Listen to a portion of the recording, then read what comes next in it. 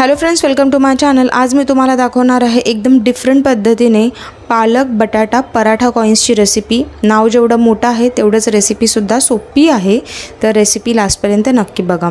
तर इथे मला पालकची प्युरी तयार करून घ्यायची आहे। त्यासाठी मी एका टोपामध्ये पाणी उकळत ठेवलं होतं। मग त्यामध्ये मी 20 ते 25 पालकची पानं टाकून घेतली। फक्त 2 मिनिटं या पाण्याला चांगलं उकळवून घेतलं। त्यानंतर लगेचच ह्याच्यामधून मी पालक जे आहे ते काढून घेतलेलं आहे। पण पालक लगेच काढताना मी इथे थंड पाणी तयार ठेवलं होतं। जसं पालक मी गरम पाण्यातून काढताच लगेच त्याला थंड पाण्यामध्ये टाकून घेतलं, म्हणजे जो पालकचा कलर आहे तो चेंज होत नाही, एकदम ग्रीन प्युरी तयार होते। तर आता मी काय केलं, एक मिक्सरचं भांडं घेतलेलं आहे। त्यामध्ये हे जे पालक आहे त्याच्यातलं सर्व पाणी स्क्वीज करून म्हणजे पिळून घेतलं आणि हे पालक मी मिक्सरच्या भांड्यात टाकलं। त्यामध्ये 1 मूठ मी इथे कोथिंबीर टाकली आणि 1 हिरवी मिरची टाकली आणि अर्धा इंच अद्रकचा तुकडा टाकून ह्या सर्व जिन्नसला वाटून घेतलं। ह्याची एक प्युरी तयार करून घेतली। आता साईडला इथे मी एका प्लेटमध्ये गव्हाचं पीठ घेतलं, त्यामध्ये चवीनुसार मीठ टाकून घेतलं आणि या पिठाला आणि मिठाला मिक्स करून घेतलं आणि मध्यभागी एक थोडासा जागा करून घेतली। या जागेमध्ये मी लगेचच इथे पालकची प्युरी टाकून घेतलेली आहे। असं केल्याने पीठ मळायला इझी होतं। तर मी आता पालकची प्युरी पिठामध्ये इथे टाकून घेतलेली आहे आणि हळूहळू करून मी हे जे पीठ आहे ते या पालकच्या प्युरीमध्ये मिक्स करत गेली।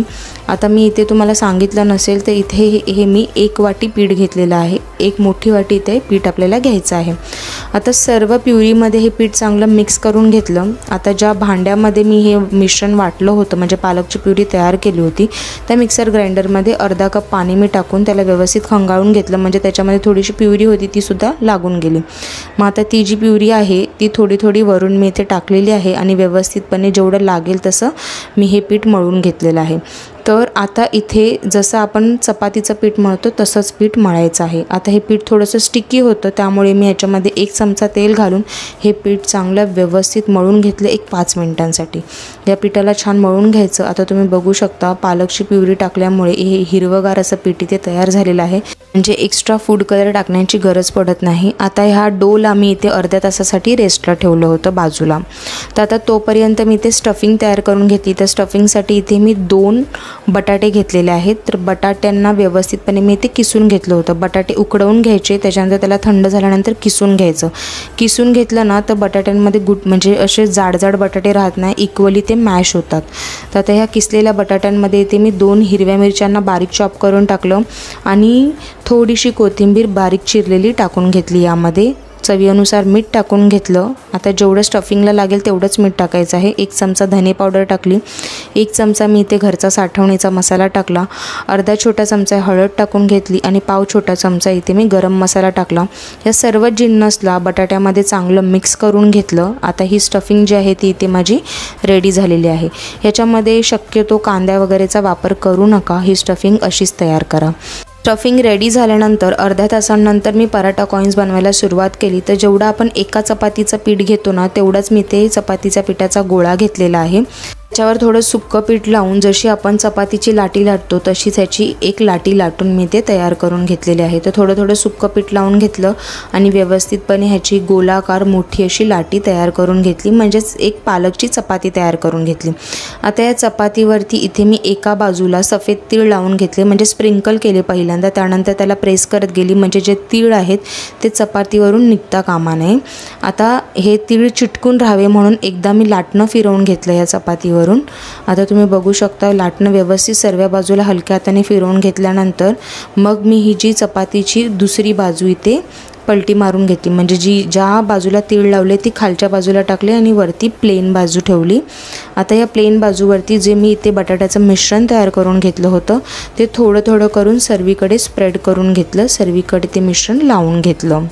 हे बटाट्याचं मिश्रण लावण्याआधी जर का तुम्हाला इथे टोमॅटो सॉस लावायचा असेल तर तुम्ही लावू शकता आणि त्याच्यावरती हे मिश्रण लावू शकता, पण मला तसं करायचं नव्हतं म्हणून मी इथे डायरेक्ट बटाट्याचं मिश्रण लावून घेतलं।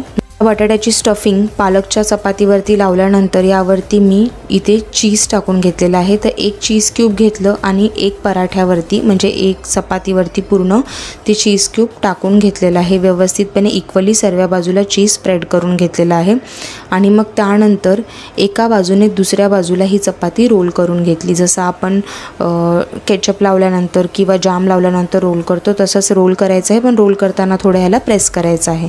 आता ही जी एक पराठा कॉइन्सचा जो रोल आहे तो इथे रेडी झालेला आहे। तर आता मी ह्याचे छोटे छोटे असे कट्स करून घेतले, तुम्हाला स्क्रीनवरती दिसत आहे। तर थोडा अर्धा इंचचा किंवा 1-1 इंचचा गॅप ठेवून ह्याला कट्स मारून घ्यायचे आहेत। त्याच्यानंतर एक पराठा कॉइन आहे तो मी हातावरती घेतला आणि त्याला असा उभ्या बाजूनीच प्रेस करून घेतला। हलक्या हाताने सर्व अशा पराठा कॉइन्सला प्रेस करून घ्यायचं। तुम्ही बघू शकता हे पराठा कॉइन्स दिसण्यामध्ये किती सुंदर दिसतात, तर ते खाण्यामध्ये सुद्धा तेवढेच यमीएस्ट बनले होते। आता साईडला पॅनमध्ये मी 2 चमचे तूप तापायला ठेवले होते। तर गॅसची फ्लेम स्लो ठेवली आणि एक एक करून हे पराठा कॉइन्स जे आहेत ते या तुपामध्ये इथे मी फ्राय करण्यासाठी टाकले। तर हे पराठा कॉइन्स इथे मी शॅलो फ्राय केलेले आहेत, डीप फ्राय नाही केलेले आहेत।